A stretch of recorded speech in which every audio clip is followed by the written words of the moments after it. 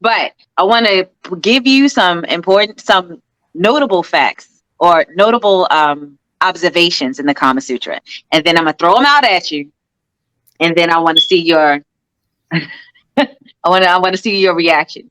Okay. Okay, Which one of us? so Who is the this? I'm Kama assuming it's Sutra me. describes sexual types, and they classify men and women on sexual types, and they say that certain types of men and women are prone to enjoy sex together. They're a good match for each other. So, so the sexual types for men are based, on both sexes, are based on the size of the sexual organ, the resistance, and their temperament. And depending on the size, the size of his penis, men are classified as either a rabbit, a bull, small bull, or a medium bull or stallion, right? And then a woman is either classified by the size of her yoni, size of her vagina, either yoni, meaning a long vagina, a serva, meaning a narrow vagina, and a hastini, meaning a wide vagina. Hmm. Okay. And so certain combinations go together. So the equals are the rabbit with the deer. So small vagina, small Yeah. go together, which, It makes Makes sense. sense. which makes sense. A bull with a stallion, a bull with a mare. So a bull with the medium sized penis. And then the stallion, they call, they call her elephantress. Wow, that's okay. I mean, all right. That's okay. All right, elephant These, dress. they say that these partners have the best sexual energy. That makes sense. Like that It just does, makes sense. see, they say that they have the best sexual energy, and they will match each other's energy and the timing of their. I think it makes perfect sense. It It makes does sense. make perfect sense. See, There was a book. It does. There was a book written in the '70s by a woman named Xaviera Hollander. She was the one who wrote The Happy Hooker, but she also wrote a follow-up book called Super Sex. It is an amazing description, and the more that you all talk about this, the more it sounds like portions of that book are reflective.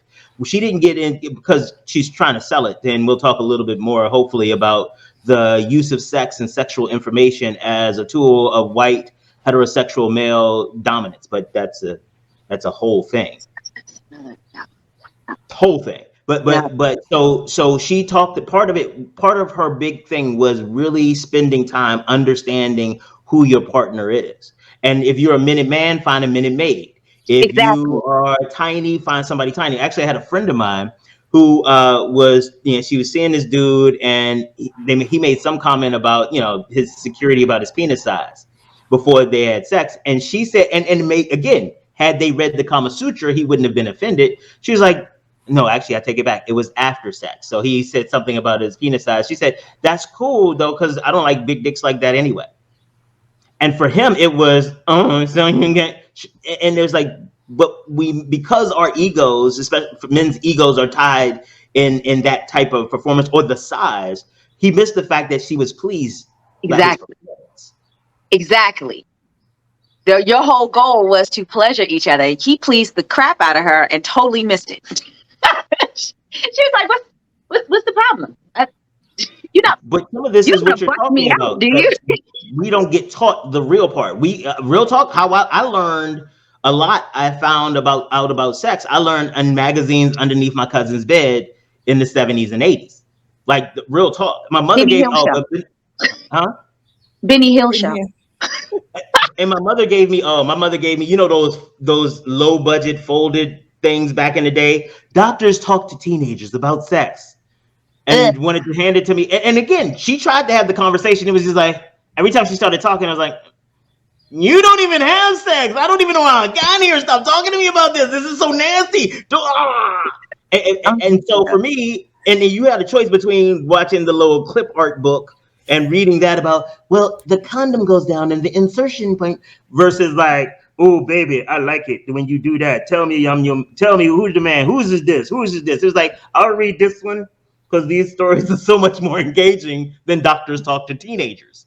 And so I think part of it is that this type of education does not happen in our community. And so Exactly. we learn in isolation in boys' gym, telling each other lies about who we did, what we did. And that becomes the basis of the stories we tell ourselves moving forward.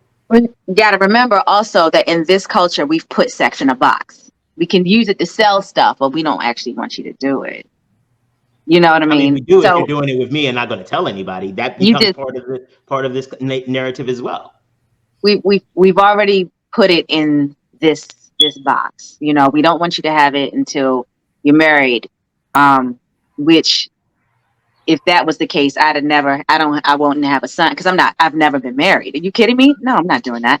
So, so we've already put it in a box where we don't want you to have it until you're married, instead of saying you really shouldn't have it until up here grows along with what's happening down here a little bit more, and you know yourself. That's a different conversation. That's a different Mm-hmm. view of sex. You know, giving your mind time to catch up to the messages your body is sending is a different viewpoint.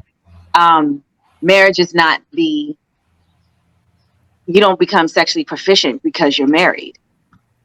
And that discussion leads into other things that can happen with sex if you're not married. You know, if you're by yourself and you should get pregnant. You know what I mean? So that where we've put sex is more of an indication of our society and some of the pitfalls and the logic of our society than it is about teaching someone to be sexually healthy and proficient in sexual health and their sexual health, you know, their personal sexual health. We got a whole And you bunch of can't sexual teach, idiots walking around. and you can't teach what you don't know. Hmm? You can't teach what you don't know. Go ahead, go ahead, go So, ahead, go ahead. and I said, thinking If you just about if you like wanted the whole with thing. my mother, when my mother. Hi, my name is William Honolulu Jr., and I'm the host of the BlackUSA.news morning show and the president of the Grinding Gang Incorporated. The Grinding Gang is an organization that helps small business owners in the nonprofit and for-profit communities figure out how to make sense of all the noise. There's a lot of information out there, and sometimes it gets a little overwhelming. We help you develop business plans. We help you figure out what to do with a lot of the information you receive. And we also help you figure out how to become more profitable. We also host a variety of workshops. You can check out our next workshop on grant writing right here.